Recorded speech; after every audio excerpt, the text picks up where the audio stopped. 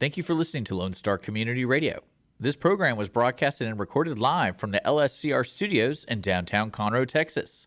Lone Star Community Radio is supported by listeners like you. Donate and sponsor today. For more information on getting involved with Lone Star Community Radio, contact us at lscrstudios@gmail.com or visit us online at www.irlonestar.com.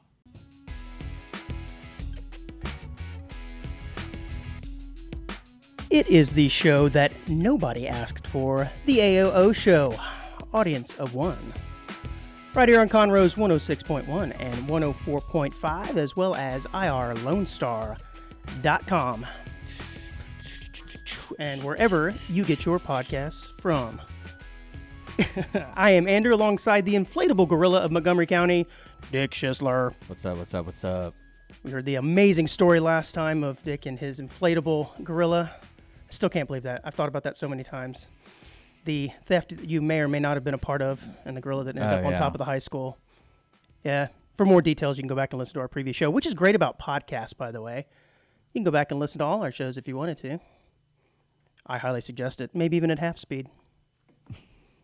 I love it. I did get a lot of response from that. That's man. good, yeah. I mean, I had people text me going, good. "That is the funniest thing I've ever heard." Again, listening to our show at half speed.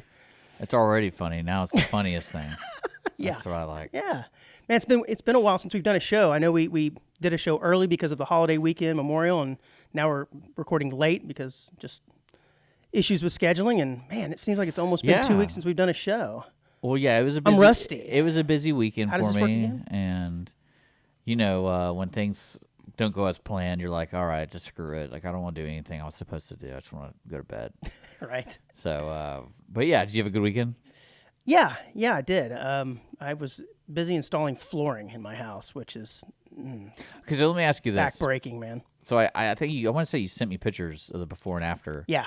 And I was going in my head, you are a father, you know, you have a house, you own a home. Mm-hmm. What project would you say is too big for you to tackle? Because when you said flooring, I was like, man, isn't that kind of something you want like the professionals to do? Well, I have the answer for you because I've done quite a few remodeling jobs at my house, and I drew the line at installing a new shower only because the shower tub part was a little intimidating to me. I didn't want that to leak. I didn't want there to be like mold or it didn't drain right. So I did hire professionals when we redid our bathroom to do the shower portion. But I did most of the other stuff myself.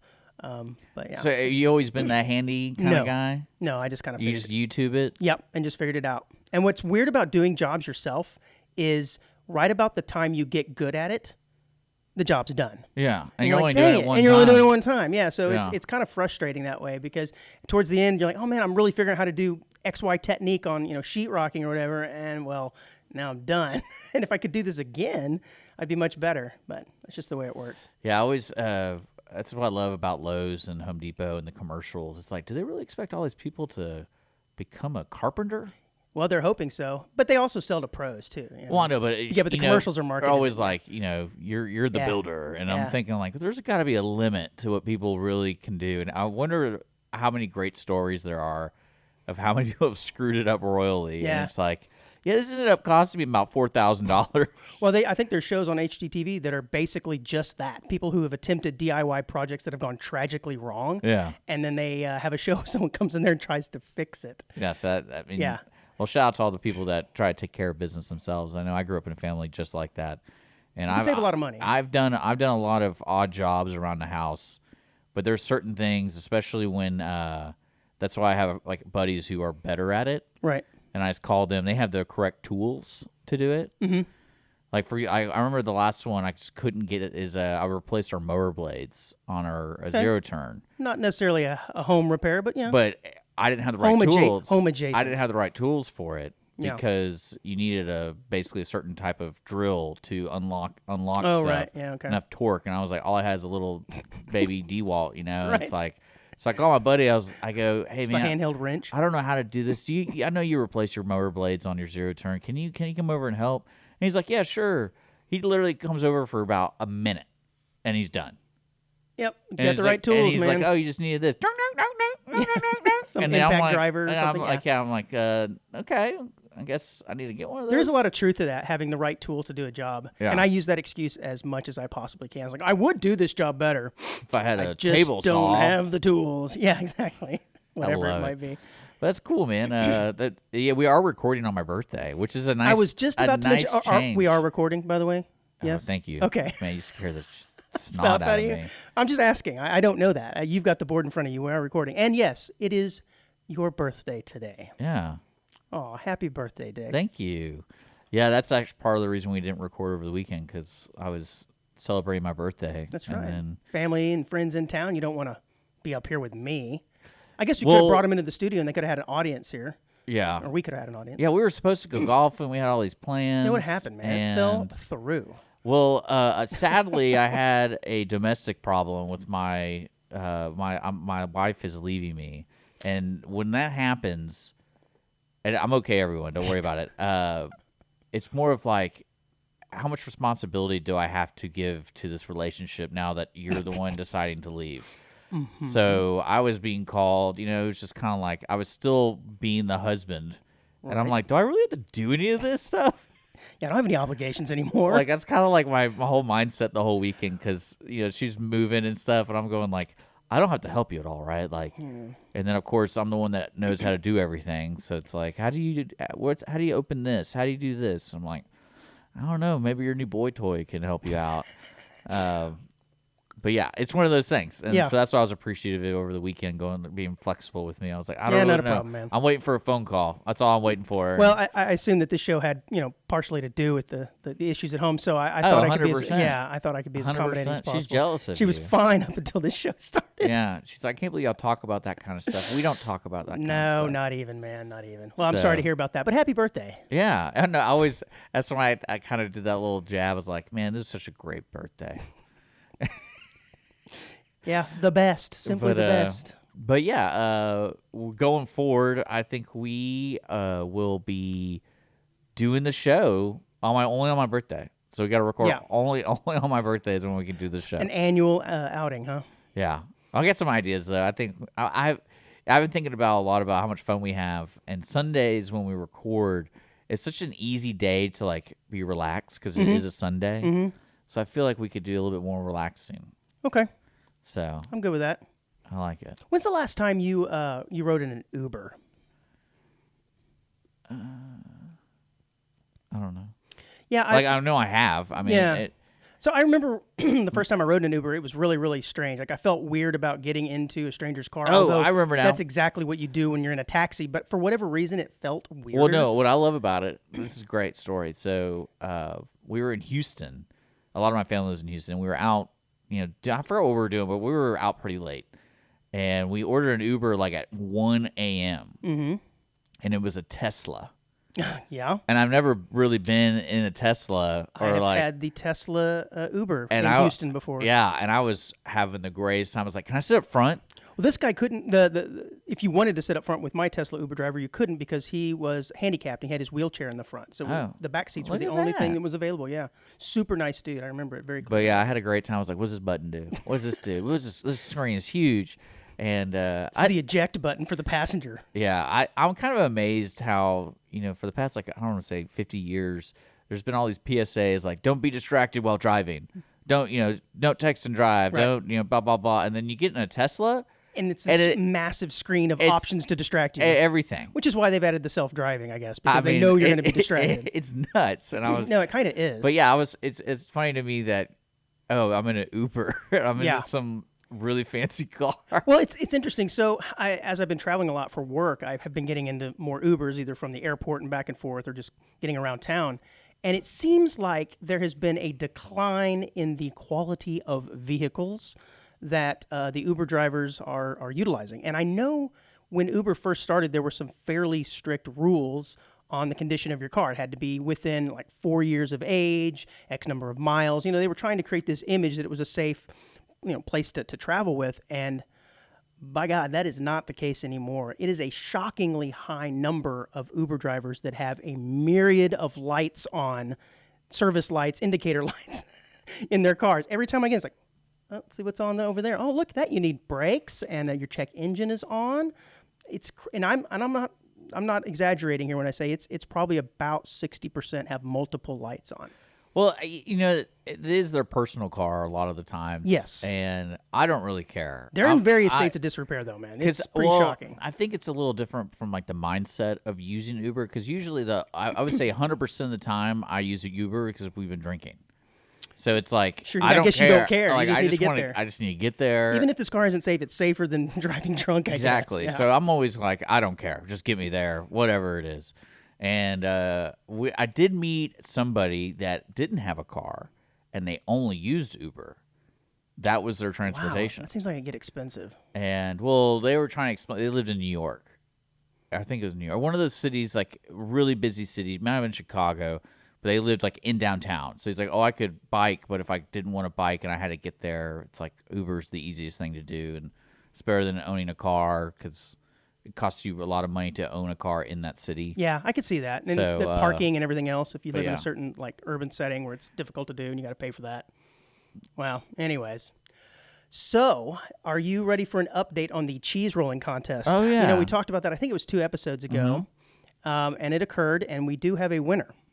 And apparently, I guess they do different divisions, too. They have like a female and a male division, which I didn't know that. I suppose it makes sense. But how do you know that you've won a race after being knocked unconscious? Because that's exactly what happened to the 19-year-old female winner, Canadian Delaney Irving. And she found out that she won this year's event from the hospital tent. Now, we showed some videos last time. I don't know if you want to show them now because this was really, really gruesome, and I would probably just opt out of doing that. But listeners, if you want to see the video of her winning, you can probably find it. But she's rolling down the hill, and she slams her head into the side of the hill pretty viciously and is knocked unconscious. And she continues the last, I don't know, maybe 5 to 10 feet of the contest completely unconscious, just rolling. And they stop her, and she's the winner. And they take her to the medical tent. She comes to, and they're like, hey, by the way, you won. I feel like that would be celebrated. Oh, I'm sure she's going to go down in like the lore, that's like the annals yeah. of the Gloucester cheese rolling competition is the person who finished unconscious. And I can see that being a big deal because they're like, oh, finally, we actually had someone get knocked out but then cross the finish line. Yeah, I don't know if you saw the video. It is bad. Because I always wondered, like in NASCAR, when they have a wreck, it can be really bad. And I'm like, I wonder if anyone's ever won because they rolled. Well, I think it's a combination. I was watching the women's event, and it looked like the majority of them were sliding on their butt, yeah. And then they would kind of pick up, roll, and then slide. They try to control it as much as possible. The men seem to be a little bit more out of control, but it's inertia. You get moving faster, and towards the end, your speed gets faster and faster and faster. And the men's division was won by Matt Krola. He's 28 years old. And when they asked him about training, he said, I don't think you can train for it, really. It's just about being an idiot. These guys know what they're in for. Yeah. Sums it up. Remember, we were talking about training and things, I think, last time we talked about this. How do you train and techniques, this, that, and the other. And you said you thought you had it down. This guy's just like, go for it, bro. I'm just going to go whichever way I can. But he made it down relatively unscathed. I think the picture of him, he had some cuts on his face, but that's about it. Do it for the cheese, baby. Do it for the cheese. All right, good. That's a nice update. Yeah. Yeah, I thought so. I'm surprised it's not go back. on in the fact, ESPN The Ocho. It might. Is that even on anymore? I remember the Ocho because they had that many ESPNs that they were up to 8 of them. Is that what the concept was? Joke. Oh, I don't even know. I just know I thought they it was from Dodgeball, the movie. That's what I thought. I thought they were making fun of it. Yeah, but see, that's the problem. Is I actually thought that was potentially correct, right? The Ocho. I know they had 3 or 4 of them. Oh, what? Speaking of ridiculous sports TV stuff, over the weekend, I was hanging out with my buddies, and they're like, hey, you can put it whatever you want on the television. And I don't have television, so I haven't looked at TV in a long time. So I was going through it. I found The Gambler's Dream. Okay. FanDuel. You ever heard of FanDuel? Of course. They have a TV channel. And it is all horse racing from around the world live. Okay. Yeah, I think I've seen something like that. And it was intense. Because is it not normal horse racing? Well, it's just different styles of horse racing, and it's so much information, and it's just the race. So they're literally like, we're going to Australia right here for the 8x2, but and then it has like the numbers of the the odds, and like bet now, and then like within 30 seconds. Now we're back here. We are up here in Florida, and like, we have this race, and then and you can bet on each one of these. I guess you can get on FanDuel. I'm not a gambler, but I was like, this is wild. This seems like a really bad way to lose. It was or going, good way to lose money quickly. It was going so fast. Like, how do you even make bet? How do you even know? I don't know how that's even legal, to be honest. I want to see if I can find it. But there was like carriage racing. But yeah, I've seen that. But it's like they lean back. Mm-hmm. Yeah. So it doesn't even look like a carriage. It's literally they're getting aerodynamic. Yeah, and then the horse also looks like it's flip over too. Well, no, I don't know. It looks so boring. Yeah. And I was like, I can't believe you bet on this. Yeah. Yeah. But yeah, I just let the gamblers out there know if you have that itch. It's like I compared it to watching. Have you ever seen the Red Zone, NFL Red Zone? Yes. Oh, okay. Yeah. So when it's like the high time when it's like about to score. When it's the noon game, so there's like 8 games going on, and it's like go. Like we're gonna go to Pittsburgh. Right. Well, the concept is the red zone is when you're inside the 20-yard line to the goal. That's what they show. And so that's the only thing they show. And so there's a high probability of a score that's about to happen. And if nothing's happening, they flip over to another one that's within the 20-yard, the red zone. When there's it's a good concept. Oh no! It's like you gotta be on cocaine or something watching that because it's only during like the noon o'clock games. That's the only way I watch the red zone. Well, no, because like I go, can you imagine this announcer? This announcer has to be on his toes. So they do have a moderator, but I think they go to the actual. Well, this FanDuel, one guy was doing all of it. Oh, okay. And I was like, can you imagine that being your job? Your 4-hour shift is like just trying to talk as fast as possible. And what I love is these names of the horses are ridiculous. Oh, yeah, they're awesome. That's the best part. It's like liquid brown smoke. And I was like, what does that even mean? And coming around the corner is chocolate starfish. Chocolate starfish is passing brown smoke. It's so funny. Smoke, brown, smoke, brown. Oh, it's chocolate starfish at the finish. I was so surprised that was on TV. I will never get that job. I'm terrible at that. Oh, I was like, I would love to do that for like the summer. It'd be awesome. Because again, I don't know anything about horse racing. So all this information there's so much information. Yeah. And I was like, how do you even be good at horse betting? Like, how?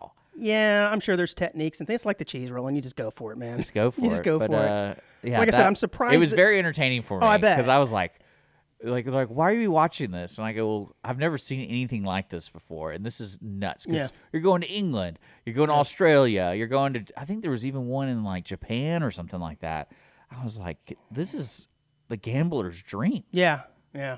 Well, I'm surprised that's legal, but you know now what is in fact legal in the state of Indiana.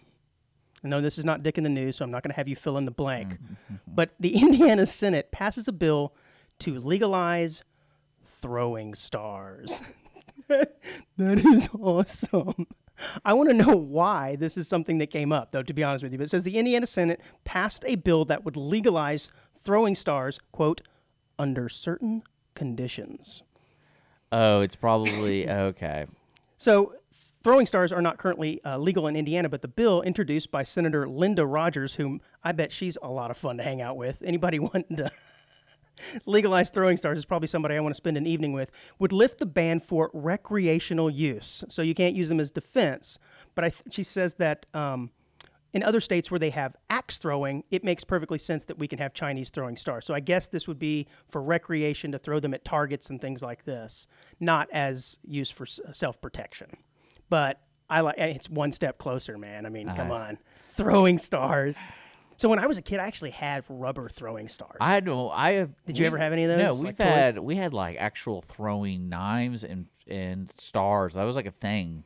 I don't know where you bought them. Like our friends would. I got them at an air show because I lived in an area that had an airport that did an annual air show, and they had like the area for gift shops, or whatever, and they had Chinese throwing stars, and they were rubber, and then you could zing those things and knock an eye out pretty easy. I'm talking about real ones. Like we had real ones. Oh no, oh dude, you sure you want to disclose this on the? Is it illegal in Texas to have that? I have no idea. I have no idea either, man. Because there's certain things that you would have no idea. I don't think they're legal, but I don't understand exactly why. I mean, because honestly, we've got guns. You can kill somebody from a distance. You can pick up a rock and throw somebody. I don't know. Yeah, Chinese throwing. It does kind of seem a little Bond-like, though, right? It does seem like something a Bond villain would use. Something that like kids would buy, and I guess maybe that's why issue. it appeals. Like, who else would buy? The person who's going to buy nunchucks, right? Yeah. But you do have to be worried about if you get into a scuffle with somebody, he pulls out Chinese throwing stars and nunchucks. They have to be Chinese. Not the kind of guy you want to mess with, right? Because you're thinking the odds are he's crazy and doesn't know how to use them, which is just as dangerous as somebody who knows how to use them, if you think about it. Yeah. I'm glad they lifted the ban. So Congratulations. it says the bill would include some restrictions. Throwing stars would only be permitted at certain businesses, and children ages 12 to 17 could only throw stars with parents' written permission. Boy, those won't be faked or forged. Yeah. Hey, Mom, I need this sign for. So it sounds like it's a school field trip. Yeah, field trip. for sure. Carnival Mafia got to the Indiana. Cause, Carnival. Yeah, oh because yeah, they I think wanted that's to make. probably where they sold them, right? Well, not even that. They wanted to make money from the games. So it's like, hey, now we can have Chinese throwing star games, and so it's probably the Mafia or what do you call them? The starts with an L. I won't. The lobby. The lobby. It's a lobby. Yeah. The throwing star lobby. No, the carnival. It's big the throwing Carney star lobby. The Oh, Carney lobby. Yeah. Yeah. Well, it passed 48-1. I like it.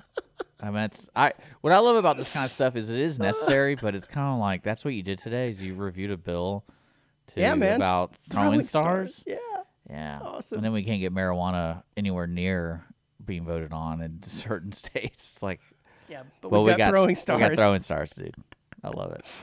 A Sonic employee was arrested after losing a bag, again, not dick in the news, fill in the blank, in customer's hot dog. And that is a bag of cocaine. Oh, yeah. This is wild. This is a wild story. So apparently in New Mexico, there's an employee that's been arrested for losing his bag of cocaine while preparing a hot dog. Authorities say 54-year-old Jeffrey Salazar was arrested Tuesday in Española after a woman found a bag of white powder inside of her order. How terrifying would that have been to bite into your hot dog at Sonic and pull something out and realize, dude, it's illegal substance, drugs or not? I'd be freaking out that maybe I ingested something. You don't know what's in there. Oh my God! So I guess I'm kind of interested to see the actual falling of the drug into the hot dog. So they say They said there's security footage of him frantically searching for it. Like they have footage of him behind the counter. Yeah. He's doing hands in the pockets in front. But looking. how does it get in a hot dog? I don't know. Well, apparently he had made a purchase of this cocaine earlier outside in the parking lot. Clearly he brought it into work. And he brought it in, because. But like, how does one go like, oh because I've done it when I put my hand in my pocket and I pull out sometimes you have like a dollar bill. Yeah. And condoms then but you try to grab your keys and you're like, oh, weed, but yep. they didn't it pulls fly other up things in the air and land right in a hot dog. dog. We're also probably not taking into consideration he's probably not of sound mind, or he's not sober too, right? I'm guessing he could potentially have been why on are you something judgmental? else. Maybe it's for his mom for medicinal uses. You're right. I apologize to David Salazar from New Mexico. Yeah. But it is pretty crazy. So not one of the things I would want to find in my food, that's for sure. What are some? Have you found? I would love to find that. I mean, right. Well, this is okay. It depends, I guess, on your perspective. Have you found anything in your food one time that was just really disturbing? I think the only time it's the disturbing part would be like for example, fried chicken. I forget what they call the blood clot kind of thing, because that's the normal thing in chicken. But then when you're eating it, you're like, oh man, and then that kind of stuff. It kind of off-puts it, like, oh, gross. Yeah, it's nasty. And it's like the worst is when you're eating like a bag of Doritos and they have that high concentrated ball of the seasoning. Yeah. And you don't know, and you just put it in your mouth, and then it just like ruins the whole thing. Yeah. Because you're just like, oh. And stuff like that. That's the only time it really weirds me out. Yeah, I've never found like a roach or anything. Yeah, well, I was at a restaurant one time, fast food restaurant, and the person there, I was not at my table, but at another table, same time as me, opened up their hamburger, and there was a roach in their burger, and they went back and was yelling at the people, and I was like, that looks weird, as I crunched into my burger. Didn't really affect me much. But no, I mean, everybody's found like the hair or whatever, but finding a bag of cocaine has got to be terrifying. Unless that's your deal, then you're like, score. I don't know. There you go. Oh, man. I love it. Avis, the car company Avis, right? Has charged a customer $6,000 after claiming she drove a rental car for 23,000 miles in 3 days.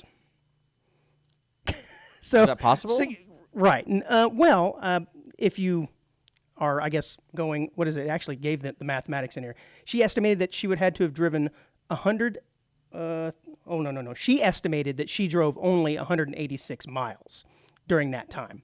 But to have gotten to 23,000 miles, she would have had to have driven 310 miles an hour for 72 straight hours to hit that distance. So Well, the next, she returns the car, and the next day she sees this chart, and she's like, "What the heck?" Well, see, this is an example of the negative use of technology, because it probably is all automated. Yeah. And well, for some reason it read wrong, and then no one issued. I think somebody probably still had to type in that number of the mileage, I bet. And it's like 25 cents Oh, per. you think so? I'm guessing. It's a 25 cents per kilometer over. And so that's where it charged up all the way to $6,000. Oh, there you go. Yeah. What's the furthest you've ever driven a rental car? I'm thinking one time. A rental car? Yeah. Probably a couple hundred miles. So I remember taking a rental from Fort Worth all the way to El Paso and back one day over the course of a week. And I can't remember how many miles, but I had to have put like 1,500 or 1,600, I'm thinking, maybe more than that even, on it. But 23,000 Is that when miles. you're doing your mulling days? I plead the fifth. Yeah. I was employed at Sonic at the time. Yeah. Oh, man, this cocaine fell into my car. Right next to this Hot Pocket in Yeah. the trunk, man. Oh, I'm telling you, the Hot Pocket. But yeah, so I was looking at the other articles you got, and another technology accident you found was about crypto.com. Yeah, so on the opposite side of Yeah. that. This is somebody who, you found a charge in your bank and you go, whoa, hold on, I didn't spend this money. This is a story of someone's exact opposite. They had money put into their account. Yeah, they put in 10.5 million into an Australian couple's account. And this reminded me of a story I heard from an IRS person. We had an IRS person, not IRS, CPA. And they're telling a story on one of the shows where this man got a check from the IRS for $3 million. Mm-hmm. And he freaked out because he's like, That's not supposed to happen. that's not supposed to happen, and I really want to put that money in my bank and just see what happens. And he called Probably not He smart. called the CPA, and what was funny is she said, like, you wouldn't believe it was like the conversation to have the IRS about giving the money back or figuring out what's going on, because they almost did it to see if he'd do it. That's what she thought, because after all the conversation, like, it could be a mess See up. if they can just It could- catch but, like, him red-handed at something well, else? Or well, no, because she was saying, like, he wasn't even owed money, so why would they send Just a through complete- just any a amount mistake, to him? yeah. And that's what they were trying to figure out, because usually when that happens, that means, like you said, they mistyped the button or something like that. But they're like, does he owe any money? Is he flagged for something? Right. And they're like, no. And it's like, well, here's the check. Here's this. Like, how do we make sure this never happens again? Because knowing the IRS 10 years from now, they'd be like, oh, you had $3 million. We owe you $3 million still, because I can see Right. government computer people not updating anything. It reminds me of my buddy who had this is kind of a funny story. He had a warrant out in a town that was between, like, his family, As one will have, yes. between his family and where he lived, and he took care of it. Like, whatever he got in trouble for, he took care of it. Not a big deal. I think it was like for speeding ticket or something like that.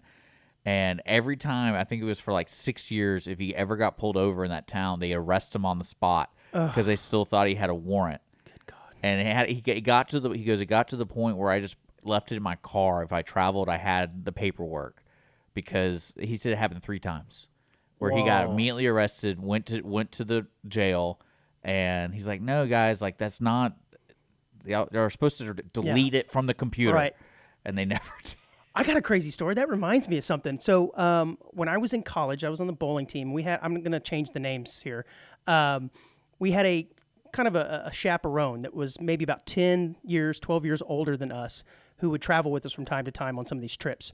And this one time we were going to Missouri for a bowling trip, and we were, gosh, I don't even remember where we were. I think maybe Oklahoma, or maybe we were somewhere in between San Marcos and Missouri. And we have a cop pull up behind us. Lights come on. We're like, oh man, I guess we were speeding or whatever. He gets, rolls his window down, hands the license to the officer, and we're all just kind of like, oh man, I wonder what the deal was. The officer comes back and pulls the chaperone out of the car and slams the door and kind of walks him behind the car, and we're all looking. This is in a Suburban. Cuffs him right there, throws him in the back of the car, and it's like, what is going on? So then there's, the 5 or 6 of us younger guys just sitting in the car like, that was supposed to be the adult that was supposed to, be our chaperone for the week. What's going on? I don't know, maybe 10, 15 minutes later, he gets out of the car. Our chaperone does. He walks back in, sits down. He's like, whew, that was pretty crazy. We're like, what's going on? Well, apparently it was a case of mistaken identity. Yeah. And he had the same Tim Johnson name that was on the run, and he matched loosely the description, and they cuffed him and held him and detained him for X number of minutes until they could determine it was not the same person. But we were freaking out watching him getting busted right there on the spot. Yeah, pretty nuts. Well, getting back to this crypto thing, it's really funny because they were supposed to get a $100 refund. Oh. And they were transferred $10.5 million accidentally, and it took this company, Crypto.com, 7 months to find the mistake. Did they spend the money? So what do you think they did? They spent the money. You damn right they spent the money in 7 months. Immediately they go out and buy houses. They start transferring money to friends. All over into different banks as quickly as they can. And then, of course, once Crypto.com or whatever was it Crypto.com? Yeah. Yeah. When they came back looking for their money, like, well, we don't have it, man. We don't have it. So they've been going back and forth trying to sue these people to get the money back. And I don't know if it's ended or not yet. But see, that just it's funny. I feel like there's a threshold, and I would love our audience of onesies, telling us what is your threshold to return money. Yeah. Okay. So that's kind of where I was going to go with it. Because if it's $10 million, I'm giving it back. Right. That's too much to not go. If it was like unnoticed. $100, I mean, I'd be like, instead of like $1. Because the fact, right. The fact is that she's transferring money she's got relatives that live in Malaysia. No, I get how but her activities show that she knows this is not her money, right? It's not like she got it and she goes, oh, maybe I made some my investments paid off. Yeah. No, this was obviously an error. She knew it and she quickly acted upon this to get rid of this cash. So I was going to ask you, would you keep it? $10 million? No. Oh, no, I would immediately call them because I'd be like... I couldn't either. Because I don't even know the law. Like, even if you told me the law was, you can keep that money because they willingly transfer it to your account. Right. I'd be like, no, I feel like they're going to somehow get me in the end. Like, you know what? I would call them and say, look, you accidentally transferred this $10 million. I need to give it back. Is there some kind of reward for giving you this money back? Give me $100K or something, and then it's clear and free, and you got $100K and a clear mind, a clear conscience. Now, I wouldn't do it either, but yeah, you're right. What would be the threshold? Like $10K, right? Mine's pretty low because... That's pretty high. I feel like if someone accidentally gave me $10K, I'd be like, I probably need to report that. Yeah. Like $100, I don't really... that to me is like day-to-day change. Yeah, that's just a rounding error. That's not really that big of a deal. But because when someone accidentally sends you that much money, either the transaction was supposed to be around there, or it's a complete, like, it's a trap. So I wouldn't do it. Yeah. All right, last story before we have the break. Did you like, I'm guessing the answer here is yes, but did you play like classic Nintendo games back in the day, Mario Brothers and stuff like that? I'm sure you I had an NES. Yeah, right? Yeah. That's NES. Is that the original one? That's the original. Is that the second one? Yeah. Okay. Did you play Duck Hunt? Yeah. Yeah, I loved Duck Hunt. I couldn't get very far on it, but it was pretty funny. Well, thought you might find this funny. A South Carolina man robs a convenience store using the Duck Hunt pistol. I mean, that's actually not a bad idea if you're crazy. Because haven't people rob stuff with like a payday? Well, that's the thing. So I was going to ask you, I don't know what the exact laws are, but I think this guy didn't do himself any favors. Because if you just walk in and say, hey, I'm robbing the place, give me all your money, but you're unarmed and you don't present anything like under your shirt or even a pointing, a finger, I think it's just robbery. But the moment you involve some sort of weapon, I think it goes up to like aggravated assault or aggravated, and that's what elevates it, even if it's the Duck Hunt gun. Yeah. So I think this guy didn't do himself any favors at all. But I just thought it was funny that he wrapped up his Duck Hunt gun in black tape and decided to go use it for a robbery. Yeah, it's pretty smart. Yeah, smart, I would say. Pretty smart. Yeah. I like it. All right, so when we come back from break, guys, we have some updates from a story we talked about from our very first show. We'll be back.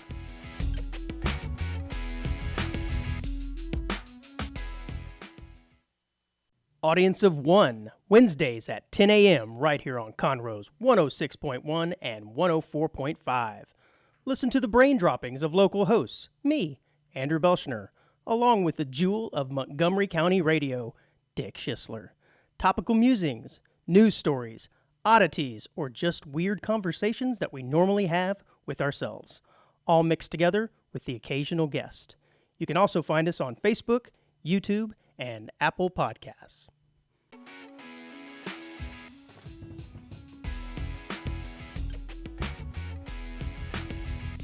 All right, we are back. Oh, what was that? That was a candy bar I don't know. commercial. I don't know. Oh, I know the Don't song. worry about It's it. like an 80s song. Don't worry about it. Focus. We're back with Audience 1. We're here every Wednesday morning. This doesn't make the at show 10 go by any a.m. faster, by the 10 way. a.m. We got Lone Star Community Radio. We're on FM, podcasts, all that kind of cool stuff. Make sure to like and subscribe. Now let's get on to the second half of Audience You're so efficient today. 1. When did you become Mr. Radio Guy? And it's the top of the hour here, everyone, and we are back. And we're back. It is 2:18 So- on June 5th, 2023. The weather today. So, man, I got to ask you, are you shoes off or shoes on kind of guy? Like right now? No, I know you got shoes on right now, but Do like, I? How do you know? well, this is true. Actually, I don't even know if you have pants on, to be honest with you. Yeah, it's one of those days, guys. It's Monday. Pantless Mondays. It's true. So, like, honestly, no, I mean, at your house, are you walking around with shoes on or shoes off? Doing things around, even maybe outside? Shoes. Shoes. I usually wear my shoes, but if I know I'm going to stay inside, I might take off my shoes. Yeah. But it also depends if I'm like going to bed, I'll take off my shoes. I'm sure you've met people When that... I shower, I take off my shoes. Oh, well, Yeah, that's good. that's That's good, good. yeah. I'm sure you've met people that just walk around constantly without shoes on. You know, when you were a kid outside playing, you look down and someone's running the street I can without see shoes. it. I can see it. It's like, why does little Timmy always running around without shoes? Put some shoes on. Like if I'm sitting down and we're watching a movie, I'll take my shoes off.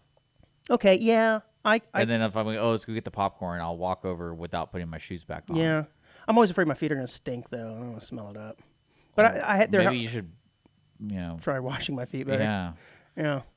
No, because it's funny because I think I am the person who, from the moment I wake up to the moment I go to bed, I have pretty much something on my feet outside of a few scenarios like showering or whatever. And it's always an odd situation to me when you go over to someone's house and you look down and you notice they don't have shoes on, and you think, oh, should I take my shoes Well, off? that's always like I don't know. That's always a thing when you go to someone's house because Right. you see like their stairwell and then you see line of shoes line or of whatever. shoes, Yeah. like, hey, before you go upstairs, take off. That's a your shoes. telltale sign, right? That, oh, maybe this is a shoes off household. And so do you feel like maybe guilty into, oh, maybe I need to take my No. shoes off?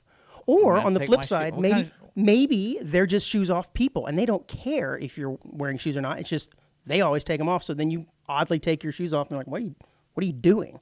It's a really weird thing because there's two different ways it can go. They can be really passive aggressive about it and be like, see the line of shoes over there without saying anything. Or they can just straight up, hey, can you please remove your shoes? I would almost rather than just ask me. I would love to see an actual study of how much more dirt you bring in with your shoes on than what your bare feet are collecting while running around the house.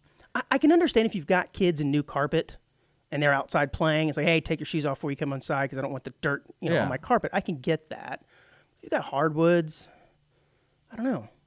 It's weird. I've always been a shoes It's never on really kinda guy. bothered me. I've never been like, No, it this is doesn't bother stupid. me either, but I have run into those situations before, and I'm never quite sure how to handle them. When you look now, oh, no, shoes off person. Oh, no, do I need to take mine off too? And then it's just awkward, and you're trying to find those clues. That's just a family Shoes thing, laying man. around. I don't. Again, like if they're gonna ask me to do it, I'll do it. Yeah, of course. It's not Oh, like- what are you going to be all like, stand off? But no, man, you take my shoes off. Make me. I don't do that. I don't Make I me, don't do man. that. I can see some jerk doing that though. I don't do that. I don't take off my shoes. Yeah, no, I don't. I'm sorry. I don't remove shoes. You'll have to remove them for me. Just hold your foot out so awkwardly. I mean, I don't know. How far would you go to rescue a cell phone? Well, I mean, I've definitely gone to the lengths of taking it apart and like replacing parts of it. Like, no, I mean to save one, right? So like if you drop it That's what I'm saying, in like, the potty, you gonna can reach into the potty? Yeah. To save it? Oh, you're talking about like. Yeah, if how I far would you lost go to it. retrieve it? No, to retrieve it. If you've dropped it somewhere or if you've lost it and you've got to search for it, and in this scenario, like I said, it's in the potty, and let's say there's water potty in there. You're going to reach in to grab it? Yeah. Okay, how about How about a number 2 in there? Yeah. You're still doing it. Yeah, that doesn't bother me. Well, I guess it depends on how valuable your phone is. Maybe you already needed it, or I'm sorry, maybe you already were planning on getting a new one. You didn't really need it, but for me personally, I've had the same phone one time for over 8 years. Yeah, my last one I think was 6 or 7. So it's like crazy. I'm not really. Would you reach into the number 2 potty to save an 8-year-old phone? Yeah, Dude, it's my iPhone 5. I gotta get it. You realize how there's those gorilla pictures and those naked pics of me on there, man. Well, I gotta get it it's like just the pain in the butt you have to go through. Yeah, and the cost. They're expensive. Yeah, it's like I don't really want to deal with that. Yeah. Well, I don't know that I would reach into a number 2 potty. Maybe, I mean, if it was a porta potty, no way, man. Ain't doing it. I just look at that thing and go, but you know what? Then there's probably somebody who comes in right after me and goes, hey, cool phone, reaches in there. I think I might leave it in that situation. If it's my I would definitely leave it in that situation. If it's my own mess, I'm probably doing it. Well, it's more of like reaching into a porta potty is a lot bigger than you think. You can't, like, you actually have to get. Oh yeah, in you may there. have to get like shoulder deep. Yeah. Oh, so no, I would man. never do that. Hey, speaking of porta potties, when did they start putting urinals in them? That wasn't a thing until maybe like a decade ago. First time I saw them, hey, they're look at great that. because it's quicker. Well, it's faster, and you don't make a mess on the seat, potentially. Yeah, makes sense I've heard to me. somebody does that. For people who have to sit down, I think it's a great idea. Yeah. Yeah, but I don't remember them always being that way. And then one day I looked over and said, hey, look at that. I think I'll try that out. This is fun. How many porta potties do you use a day? 2. Okay. I know you live a different lifestyle than me. So I certainly do.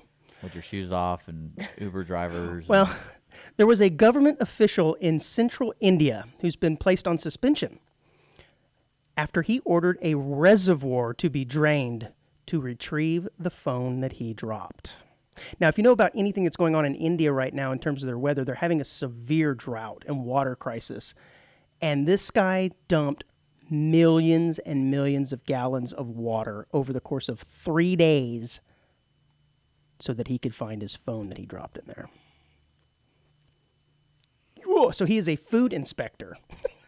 I mean, when they say government official, it makes it sound like he's some sort of elected official, but he's a food inspector, which I guess in India is probably a fairly important job considering the population they have over there.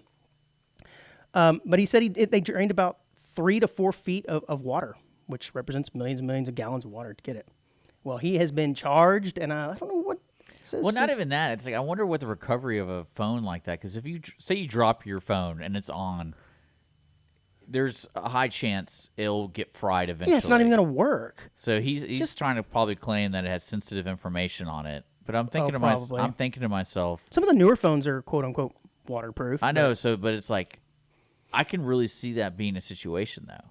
Like say the president of the United States drops his phone. Yeah. And it's like, hey, not a food inspector in India. Well, that's what I'm saying. Like I bet they will drain stuff. They'll go above and beyond to get a certain device. Because it's like, hey, that kind of has the launch codes on it. And I don't want to freak everyone out right now, but we need to come back. And we need to somehow get that. Now, I don't know why he didn't just get some divers. Yeah, I guess he thought no one would notice 4-foot drop in the water reservoir, and he was going to be sneaky about it. Yeah, I guess. But if he has to go get divers, then that raises the alarm. Or maybe it's just too expensive. This is free for him. Well, was it free? Well, yeah, he's been placed on suspension until a further inquiry because, quote, water is an essential resource and it cannot be wasted like this. No, I like it. That's a great question to ask because I know some people who, I forgot my phone in another state. It's like they'll go through great lengths to get it back. Have you seen the picture, though? Yeah. You can show that to the audience. You can see the reservoir that was... Let's see if I can... Yeah, the reservoir that was drained there. This is pretty selfish, to be honest with you. It's pretty shallow of him to do. That was really bad. It's a really bad joke. Yeah. But especially, again, considering the fact that these guys are struggling for water over there. And he's like, well, I need to get my phone back, so I'll just drain this water. Unless he didn't know how much he was going to have to drain because he thought maybe he'd find the phone quicker, and it kept, it wasn't showing up, not showing up. But, so he just had to keep drilling Fair more. enough. Yeah. So let's harken back to our very first episode. One of the first stories we did was about this billionaire, Brian Johnson, who is trying to reverse his metabolic age. You remember this? Oh, yeah. He looks great. Yeah, he did. I think he was like in his mid 40s, and he had like a metabolic age of someone who was 33 or something like that. And one of the things he was doing was the collagen peptides, which again, That's what you do. I'm still on them now, baby. I'm on. You look great. Thank you for noticing, man. You'd be shocked to learn that Andrew's actually 52. Like I'm constantly like, are you really 52? Yeah, yeah, no, not quite. But it's the peptides. You never know. I mean, I'm starting to get them injected. I remember this conversation that we had about this guy because I was always wondering like how much of his day is actually spent doing this crap because it sounded like a lot, like at least 4 hours a day. He's trying not to age. I'm like, well, you're just wasting time 4 hours a day doing all this stuff. Yeah. Well, now he's got a new trick up his sleeve to try in an attempt again to stay young. He's infusing himself with the blood of his 17-year-old son. Okay, now that's a joke. That was a joke in Silicon Valley. The show? The show, like the billionaire guy. Oh, maybe this guy's just desperate for attention. Then you think? I don't know because a lot of the cool jokes about Silicon Valley is how much they make fun of Silicon Valley itself, and I go, that's probably a true story. When I saw the main character getting infused with a younger person, I could tell. I'm like. Because I think at that time they were trying to get I think what it was, the joke, they're trying to get his blood and put like drugs in his blood. That way he gets in trouble or I forgot what it was. And they found out he does these infusions with this 16-year-old or something like that. And that was kind of the joke. They're like trying to blackmail the. Well, this guy's doing it for real. But again, I think a lot of their jokes come from truth. Yeah, maybe so. I wonder if that really works, though. Because, I mean, imagine going on, like, Craigslist and be like, hey, I'm 17. You want some of my blood? Well, it says that he then donated a liter of his blood into his 70-year-old father. So they're just in there swapping stuff around. Well, someone's got to try it. Yeah. I think it does have some benefits for people trying to treat certain diseases. I don't know about staying younger. It says it's been shown to delay or reverse the aging process by boosting energy levels, speed up recoveries from injuries, and reduce adrenal fatigue in patients with autoimmune disorders. That's what in a relatively Lance normal, Armstrong did, right? Healthy person. I don't know. He did all kinds of stuff as well as blood transfusions, right? But I think it was his blood. Oh yeah, maybe, man, I don't remember. I used to be up on his story. What did he do? There was some sort of blood spinning process that he did. Well, yeah, he would add more oxygen or something to the blood, and so when he would between races, he'd recover faster by putting his like blood that has been fixed. Because when you're working out, you're going through it. So what he would do is he'd take out liters before a race, like a week before. Gotcha. Have a whole lineup, so when he would rest that night, he would get this new blood that's basically started. It's like almost like you're starting anew. Interesting. Now, I'm probably going to piss off a bunch of cyclists here, but I don't know much about cycling. But I have heard at the professional level, they're all doing stuff, right, at various levels to try and gain an edge. Right? Well, you need to watch. But there's a great documentary called Icarus. He just did it to an extreme level and was really good at it. Icarus? Yeah, it's a great documentary because it talks about cycling. Well, or about doping. It talks about blood doping, and it gets even crazier. So it starts off with a guy who wants to cycle, but wants to do steroids, wants to do the whole thing, and document it. A common thing to occur. I want to cycle, but I want to do steroids. No, he's not like a professional cycle guy, but he loves cycling. Gotcha. And so he's like, hey, I'm going to do these. I'm going to give myself a year, and I'm going to go to a doctor. We're going to get these regimens. Oh, he's going to try and do it scientifically to measure the see effects. if it actually really makes me a better cyclist. And well, the fact that he was doing that move, was it in response to the Lance Armstrong? No, I think it was just like he was curious. Because that sport has a history of being I think that's why he filthy. I think that's what he was trying to do. And then the documentary... Because it's not natural to get on a bike and ride it for 28 days straight for hundreds of miles every day. You know? You're going to love this. So the doctor he gets in touch with is some doctor from Russia who's the head of the Russian Olympic people. Oh, and so they're not known for doing anything. Well, the documentary goes south because this is right when in the middle of the documentary. This is like the funniest thing. They get busted. The doctor, this is when the whole 2018, I think it was. Oh yeah. When, and then the whole Russia Olympic. That's why they were banned from the last Olympics last year. Yeah, Russia was not. They had representatives from Russia, but they couldn't compete as the country of Russia. and he's one of the doctors, so he's on the run, and it becomes this like it's more than just this guy trying to do drugs to be good at recycling. It becomes this whole thing. Wow. You need to check it out. It's called Icarus. I think it's on Netflix. It's great. Okay. Sounds cool, man. I don't even know how we got onto that. Staying on this living, I'm going to live forever theme, there's a scientist who was attempting to live at the bottom of the Atlantic for 100 days. I heard about the story a few months ago, and I thought it was pretty fascinating. I don't know if you're aware of this. He made it 97 days. He didn't quite hit 100. I don't know what happened in those last 3 days where he said, that's it, I can't do any more. But what I think is interesting, he's 55 years old, and he's a retired naval officer. And he lived inside basically a 100-square-foot pod at the bottom of the Atlantic Ocean. That's interesting. It doesn't say how deep because that could be 20 feet or that could be thousands. I mean, anyways. But when he came... Reminds me of that kid staying outside. Oh, it's been a few episodes since we mentioned... Yeah. Well, I'm saying old Isaac context Ortman really matters. And context really matters here when you're saying... Thank you for bringing it back up. Look at up. my big feet. I've stayed underwater for 5 years, and it's like, well, yeah, you're literally in a pool. And you know what's scary about these kind of people, though? Yeah, what's that? Do you know how they have to use the restroom? I mean, I guess you pick a corner. No, Because you don't want to get your sleeping corner and your potty corner mixed up.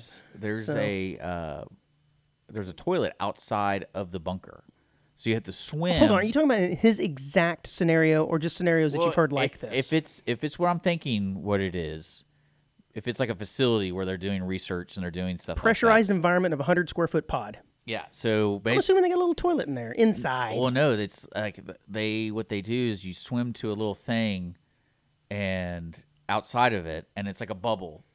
So like your chest up is you can breathe. It's pressurized, and then you drop trowel and you just go into the ocean. Go in the ocean. And how cold would that be? Oh, and this guy was telling a story about like I was in a pool. He had to go really bad, and he goes, the worst thing about going number 2 is fish love that. And so you feel all sorts of stuff, and he's like, one time I was doing it, they're nibbling at your and I get underwater, I put my hindquarters. goggles on, I go underwater, and there's a shark like right there. I'd hold it. Sorry, and I'll be like, no, yeah, I'm holding it, and that shark's going. So got some. What's fascinating about this is when he resurfaced 97 days later, he has quite a claim to make, and he says that his lifespan has increased by 20%. Yeah, I'm not so sure I buy that. Yeah, well, his mission was originally just to beat the world record for living underwater, which was 73 days. But now that he's claiming all these health benefits from doing this, that he has up to 10 times more stem cells than when he first moved into the underwater pod back in March. I'm like, well, that's probably easily quantifiable, right? I would think that that's possible to take those readings beforehand. So possibly, but 10 times more, that's a lot. It said he experienced 60 to 66% deeper REM sleep. That's rapid eye movement, by the way. And his inflammatory markers have been cut in half, and his cholesterol dropped by 72 points. So I'm just wondering if there's going to be one of these things where you go to the doc and they're like, hey, man, we're going to recommend the underwater pod treatment. You need to get ahead of this. In the back of the studio, you need to have a little dunk people in there. I like it. IR Lone Star Studios and what would you call it? Dunking pad. I don't know. Underwater research. Dick's underwater research. I always, speaking of taking your shoes off before you get into the house or whatever, I always wondered if there was ever a home built where you had to swim under something to get to it.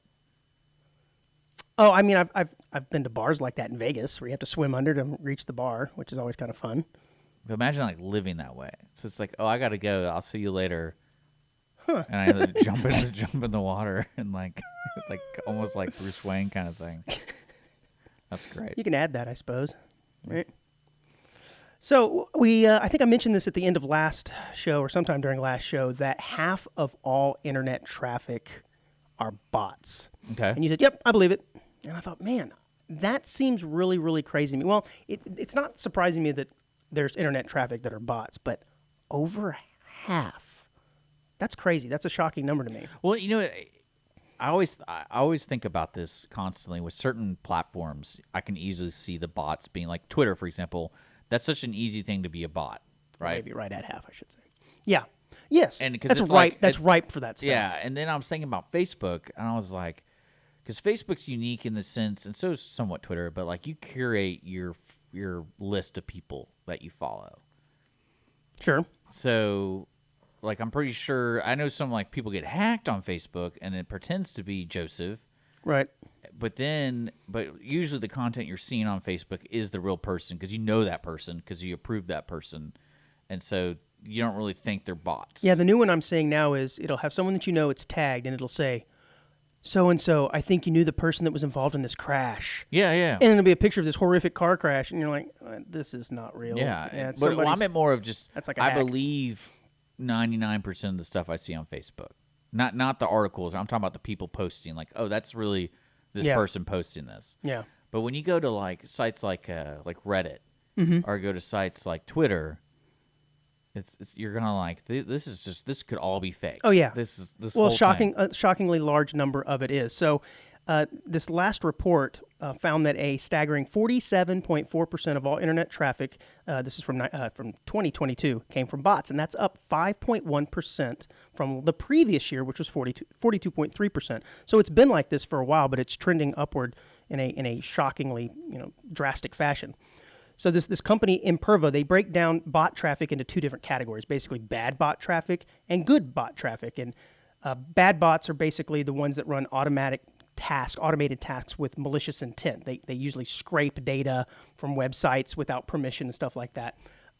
That's frightening though, that half that traffic out there is just automated. And it kind of makes me think about AI. There was a story. Well, that's part of it. That's part of the AI. Yeah. But there was a story that broke a few weeks ago about the Pentagon being bombed. And it kind of started making these rounds on Soch.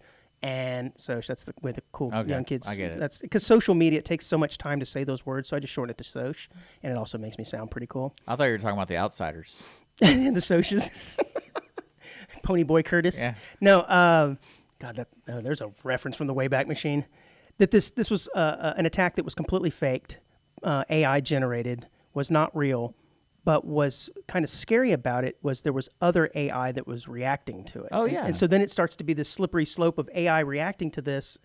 And, AI Well, it doesn't know how to tell the difference between real life and other AI events. Well, And that is so scary. Again, it's like the platform it's on. And I think that's why so many people have such distrust for any news, mainly because look at half the reporting stuff. It's like, oh, that wasn't even real. And you're like, what? How did the journalists not? Because I think there was even an article that was actually published that the AI submitted to be published. As for how some newspapers have opinions or editorials? Yeah.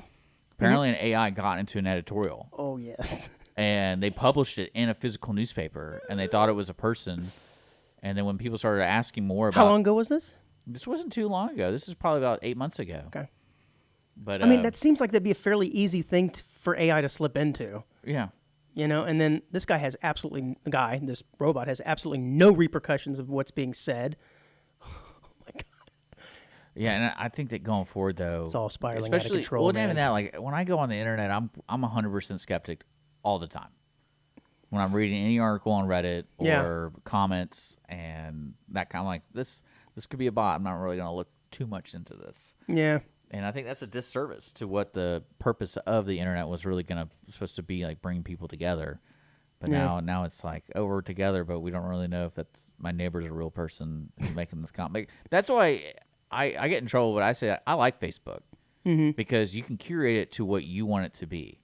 Meaning, like, if I go on there, and you can kind of do the similar thing to Twitter, but when you start reading the Twitter comments, you don't know any of those people. Right. And so, like, for example, there's a great page here called I Love Conroe.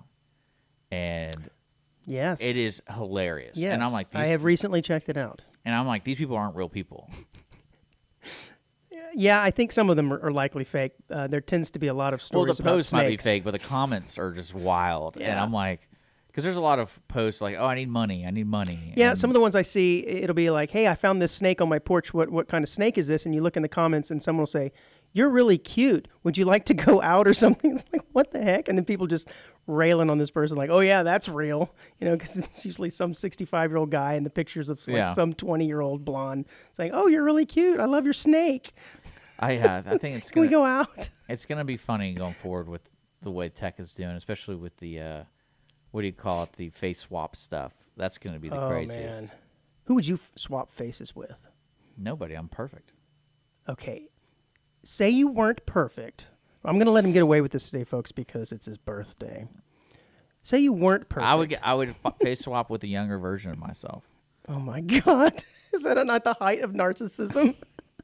I did look a little better when I was younger, so maybe. So let's just do that. Let's just do that. It would fit over your skull nicely, since it's still technically your... Well, that's what I love about... what do you call it? Catfishing or whatever? You're going on the. Yeah. Tell me about catfishing, please. Is that what it's considered? Like no matter what, or has it got to be another term where I don't like know what you're talking about? Well, no. Catfishing, if I remember correctly, was you basically are selling a story to somebody and y'all meet, and it's not who. It's not the same person. You got catfish because it was turned out to be a dude. Yeah, you put in your profile 6'1", 210, and tan, and then I show up. Boy, you talking about being disappointed. Well, that's what I'm saying. But we had such a good repertoire what's online. What's the level of catfishing? Don't you remember when we said that stuff? It was real cute. And does it matter that I'm not 6'2"? My brother's told me stories back in the day where he would meet people online, like a girl, and she'd be like 100 pounds heavier. Not that there's anything wrong with that. But is that considered catfishing? Only if she showed a picture of someone who looked like, I'm going to go with a real modern reference, Christy Brinkley. Okay. No, I get you. You know what I mean? But if she didn't Billy Joel really messed that up. That idiot. But I mean, if she didn't say, look, I'm, 5'2", 108 pounds, and he just assumed that, well, that's on him. That's not catfishing. Well, I was wondering what the definition of that would be, because next week we're going to have a segment on catfishing, all the do's and don'ts. Well, because catfishing brought to you by Audience I of can One. see that happening all the time where like, oh, you're trying to, especially the dating world, you're going out there and you're putting pictures, but then everything's been documented so well over your life now. It's like, well, what pictures do you use? Da, da, da, da. But then like, you don't want to use a picture from 5 years ago. No, I think I've got some social media pictures where like my profile, I think, is a little old. I probably need to update that. But I'm not trying to catfish nobody on it. I'm just thinking about it now. I was wondering if that's what's considered catfishing too. Just kind of lying. Is it that broad, in other words? Or is it just specifically with the intent of tricking someone for dating purposes? Yeah, I think it's probably more that, but I don't know. These are things you may have to consider here before too long. I don't know. Yeah, I might go on some dating website. Oh, I did the dating pool is shallow and someone has peed in it, as I've often been told the older you get. So, well, I mean, I'm not really worried about it. But no, right. We've already determined that you like your handsome face already. So, what I would do if I had a profile, I would just put all my like 5th grade pictures on there. Dude, you get some creepy dudes. Really, you really freak people out. You get like some Chris Hansen types. You don't want that. That'd be maybe so you do. funny, I don't know. man. That'd be so funny. I mean, it is me. Just me a little bit younger. Okay, last story. I think is all we got time for. I had a few others on the run sheet, but I don't feel like talking about them anymore. What do you think is a good reason potentially to, I don't know, kill somebody? In your mind, how would you justify it? I mean, you're going to get caught. You're probably going to be like in prison. Yeah, murdering somebody. That you're going to be like, yeah, I did it, but it was justified. This was a bad person. This was a terrorist, or this guy killed my family. You're going to go Dexter style, right? Yeah, I can see that happening. Like, you think that's appropriate, or you can kind of come to terms with eye it? for an eye. Yeah, leaves the world blind. I mean, I'm not really a violent person. I think it would be a circumstance kind of thing, especially managing anger. So if someone like killed my mom and I knew who it was, I would like to beat them up and do stuff to them. But more likely than not, I'm never gonna have the opportunity. You ever seen those crazy videos of the dads and their daughter got raped or something, and he like shoots the dude while being transferred? Yeah, man. That's what I'm saying. You're like, I know I'm gonna get caught. Yeah, I just murdered this person. But this person needed to die, and I needed to do it. I don't think I would ever do that. I don't think I could either. I don't think I could. But this... Why? Are you trying to get me to kill someone? No. But a man in Louisville, Kentucky is facing assault charge after shooting his roommate in, quote, in the ass during a fight about eating their last Hot Pocket. I'm telling you, Hot Pockets are a commodity. I waste them all the time. Just throwing them in the back of your car. I waste them all the time. It says Clifton Williams got angry Saturday. See, that's an anger management thing. He said he began throwing tiles. I'm like, tiles? Well, I guess they got spare tiles laying around there. He said after his roommate ate the last Hot Pocket, the victim told police, according to a court citation. That is definitely not a reason to kill somebody. I wouldn't ever kill anybody, but I have gotten angry about stupid well, stuff does it like say that. he killed him? Or just, oh, he just shot him. He didn't kill him. Okay. The picture of this man, you may want to show. I don't know if it's. He looks like someone that would shoot somebody in the ass for the last Hot Pocket. Just saying. It says after the roommate was leaving, Mr. Williams went inside the residence and got a gun. The victim told investigators. Williams then shot his roommate in the ass while he was trying to leave. The roommate went a few blocks away to get some help. He's being held on $7,500 bond, according to the court documents, and a spokesperson from the county clerk said. His next appearance is scheduled for Tuesday. I don't like his odds of getting out or getting off on this charge. Did you show the picture? I'm going to show. I'm pulling it up. Okay. He looks happy about it. Yeah, I think so. He looks like he's pretty content with the choices he's made in life. It's awesome. Because I've been mad about that, like, not violently, but I've been, like, really mad when someone eats my food, and I'm like, come on, man, I just made that, or, right. Like, I'm hungry, and you just did that. Yeah, and guys are always doing that to each other when they're young, and they steal something off your plate, but you don't grab a gun. All right, man, that is all we have for this week. I'm glad we got to record the show. I know it was kind of tight on the scheduling. Happy birthday to you, Dick. And I think we're going to try and get another show sometime this week, probably, because the schedule's going to get tight again. It's the summer, vacations, travel, all kinds of things like that. Remember, you can find us on Facebook, YouTube, all the major podcasts, irlonestar.com. New episodes released Wednesdays, 10 a.m. And we'll see you next Wednesday. See you next Wednesday. Like, subscribe, share, follow. Donate. Like, subscribe, share, follow. Andrew needs a new face.